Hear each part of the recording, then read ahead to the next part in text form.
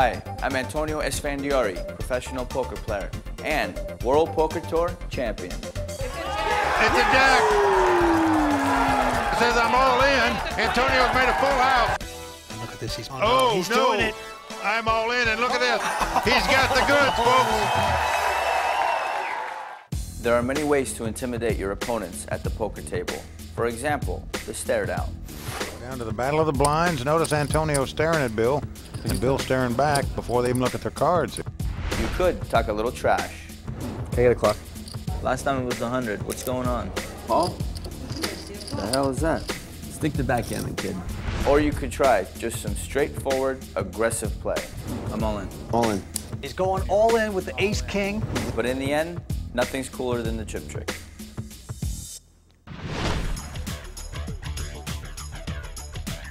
Let's start with one of the most popular tricks, one of my favorites. It's called the chip riffle. Some people call it the chip shuffle as well. You can start with 4 on each side or 5 on each side to practice, or even 20 chips. Just takes a little practice. A good starting number is about 8 or 10. I'm going to start with 10 just for practicing purposes here. Basically what you want to do is you want to split the stacks into 2, and your thumb and your first finger go around the first stack and your next 3 fingers go around the second stack. You need to be on a soft surface like a felt or something that's not hard like carpet. And what happens is you create a little pressure and push down, and these 2 stacks are going to push into each other as they kind of pop up because you're pushing down on this side and this side of the stacks. And that's it. You're just going to push in, and they're going to go into each other just like that. Do it again.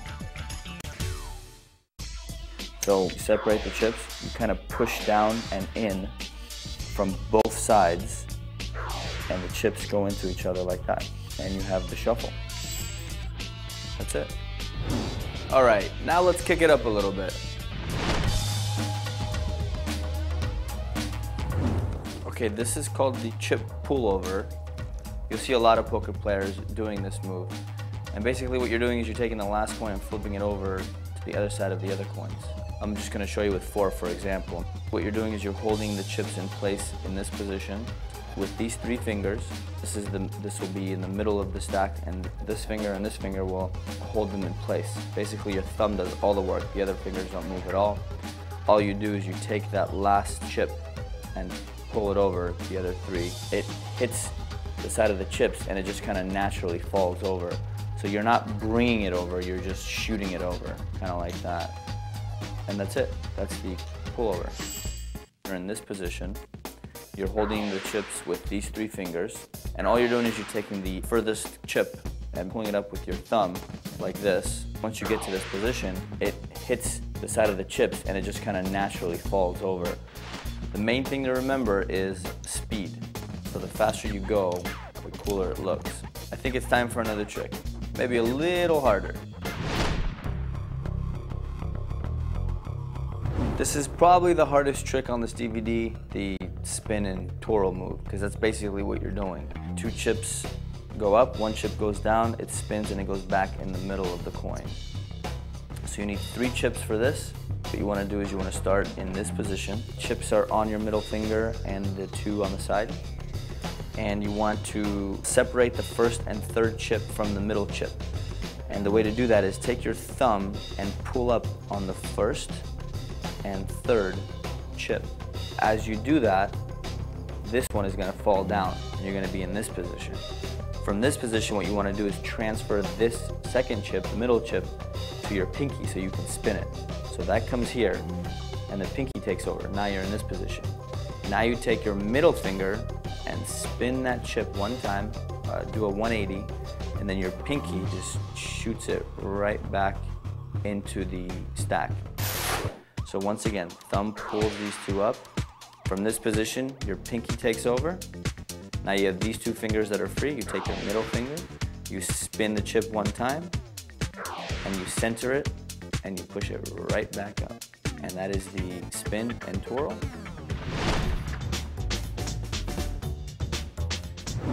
And just for fun, here's a few bonus items. I'm in a good mood today, so you're gonna get a little treat.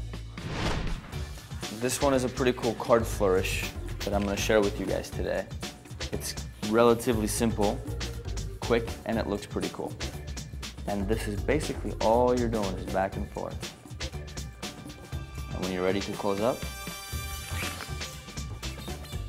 that's it. What you want to do is you want to take the deck and just spread it out. Now the trick is to get the cards as evenly split as possible. So what you don't want is a clump over here and, you know, this kind of a messy thing. Smoothness is very important.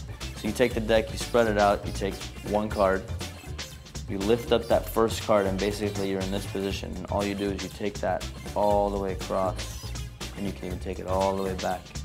And if you're feeling really good, you go all the way back. And when you're done, you just zip up all the cards like that. So once again, take the deck, spread it out as smoothly as possible, grab one card, put it at the very first card, and just kind of go back and forth.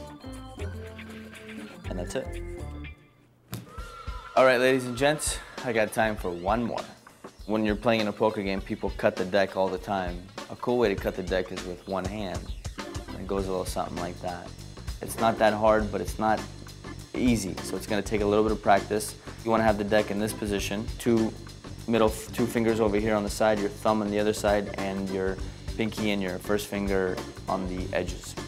And basically what you wanna do is drop about half the deck. And the way you do that is you can either cut into it with this finger and just kind of shoot them down, or you can just pull your thumb up a little bit and let the cards fall down, however way you are more comfortable with. So anyway, I like to do this. You get into this position now. What you want to do is get this bottom packet on top of the top packet. And the way you do that is you take your first finger and push that deck until it clears the side, and then you're in this position. As soon as you're in this position and the cards can clear, you just pull your finger out, which is supporting the other packet, and the deck cuts au naturel. And that's it. Little practice, no problem.